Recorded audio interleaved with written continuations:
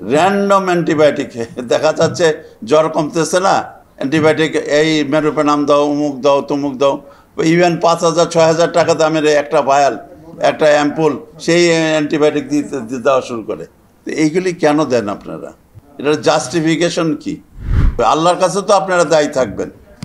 আপনি নিজের কাছে ওই পেশেন্টের কাছে দায়ী না থাকেন, কিন্তু আল্লাহর কাছে আল্লাহ কিন্তু দেখছেন আপনি কি প্রপারলি ওই অ্যান্টিবায়োটিকটা ইউজ করছেন, নাকি কোনো কাজে আসতেছে না তারপরও অ্যান্টিবায়োটিক দিয়েছেন। আচ্ছা, দিয়া দেখি না কি হয় রুগীর অবস্থা। শিশু হাসপাতাল একটা কিন্তু শিশুদের জন্য একটা, যে কোনো ডিজিজ হোক শিশুদের, এটা একটা সবচেয়ে পরীক্ষাগার। এইখান থেকে সমস্ত কিছুর উদ্ভব হতে পারে। ধরেন এখানে আপনাদের 200 থেকে 200 রুগী প্রতি মাসে মারা যায়, আমি যেটা ডাইরেক্টর সাহেবের কাছ থেকে জানতে পেরেছি। On and average 200 patient died in every month. তার মধ্যে 25% থেকে 30% নিউমোনিয়াতে মারা যায়। মানে 1/4 থেকে প্রায় ধরেন 1/4 25% to 30% পেশেন্ট এই নিউমোনিয়াতে মারা যায়। এটা প্রথম থেকেই, এই শিশু হাসপাতাল সৃষ্টি হওয়ার পরের থেকেই এই অবস্থায় চলছে। আগে একটু বেশি ছিল, এখন একটু কমেছে।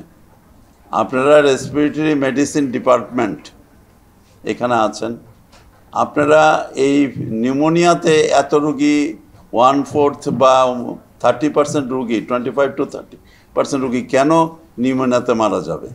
বাকি আরও তো অনেক ডিজিজ আছে, সবগুলি মিলিয়ে দেখা যাচ্ছে যে 75 থেকে 70% রুগী মারা যায় অন্য অন্য ডিজিজে, কিন্তু এইখানে মারা যায় 25 থেকে 30%। এটাকে কিভাবে কমানো যায়, এটার ব্যাপারে আমাদের চিন্তা করতে হবে। কারণ শিশু হাসপাতাল এর মতো এত বড় শিশুদের হাসপাতাল বাংলাদেশে আর নাই। আমরা কেন বাইরের দেশের জিনিস এখানে ইম্পোর্ট করব? আমরা নিজেদেরকে উদ্ভাবন করতে পারি না? আমরা নিজেরা গবেষণা করতে পারি না? এই যে সমীর দা গবেষণা করে এখানে এত কিছু করেছেন, কিন্তু এটার প্রতিফল কি, এটার নেট রেজাল্ট কি? যেই তিমিরে ছিলাম সেই তিমিরই আছি।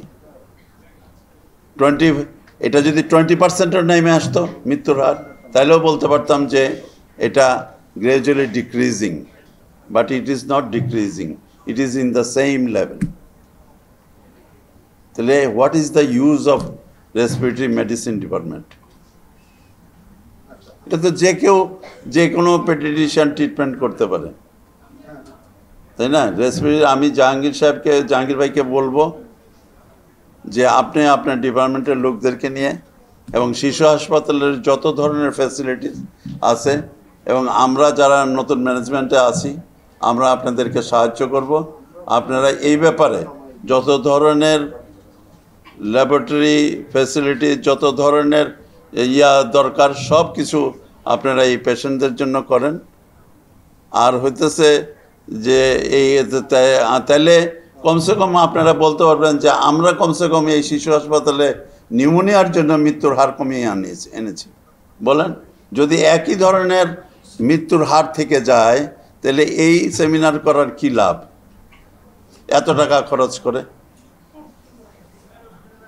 আর এই যে র্যান্ডম অ্যান্টিবায়োটিক দেখা যাচ্ছে জ্বর কমতেছে না, অ্যান্টিবায়োটিক এই মেরুপেনাম দাও, অমুক দাও, তমুক দাও, ইভেন 5,000 6,000 টাকা দামের একটা ভায়াল, একটা অ্যাম্পুল, সেই অ্যান্টিবায়োটিক দিতে দেওয়া শুরু করে। তো এইগুলি কেন দেন আপনারা? এটার জাস্টিফিকেশন কি? এগুলি কিন্তু আমাদের জানতে হবে। অ্যান্টিবায়োটিক দেওয়ার জন্য আমরা ফার্মাসিউটিক্যাল কোম্পানিগুলি অ্যান্টিবায়োটিক দেয়, তৈরি করে, আপনাদেরকে বলে, আর আপনারা দেওয়া শুরু করেন। কিন্তু এটার জাস্টিফিকেশনটাতেও আপনাকে করতে হবে। আল্লাহর কাছে তো আপনারা দায়ী থাকবেন। আপনি নিজের কাছে ওই পেশেন্টের কাছে দায়ী না থাকেন, কিন্তু আল্লাহর কাছে আল্লাহ কিন্তু দেখছেন আপনি কি প্রপারলি ওই অ্যান্টিবায়োটিকটা ইউজ করছেন, নাকি কোনো কাজে আসতেছে না তারপরও অ্যান্টিবায়োটিক দিয়েছেন। আচ্ছা, দিয়া দেখি না কি হয় রুগীর অবস্থা। এটা কিন্তু ঠিক না। এখানে যারা বক্তারা সবাই একই কথা বলেছেন, রেশনাল ইউজ অফ অ্যান্টিবায়োটিক। আমি তো আপনাদের সাবজেক্টের লোক না, এইখানে সবাই আপনাদের সাবজেক্টের লোক।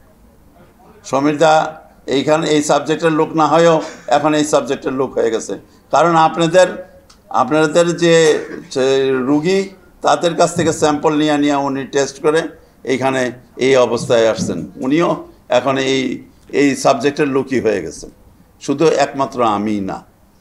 আমি তো আর চিকিৎসা করি না, আমি আপনাদের অ্যাডমিনিস্ট্রেটিভ সহায়তা দিচ্ছি।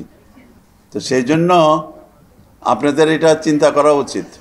আপনি একজন ভালো ডাক্তার হন, একজন রেশনাল ডাক্তার হন, রেশনাল রেজিস্ট্রার এবং মেডিকেল অফিসার হন, না হলে হবে না। এই দেশ কোনোদিন আগাবে না।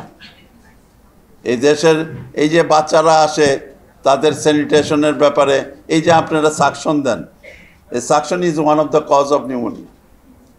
এই সাকার টিউবগুলি আপনারা কি ওয়াশ করেন গরম পানি দিয়ে বা সেভলন ওয়াটার দিয়ে, যেটা অ্যান্টিসেপটিক ওইগুলি দিয়ে ওয়াশ করে তারপর কি আরেকটা বাচ্চাকে সাকশন দেন কি দেন না?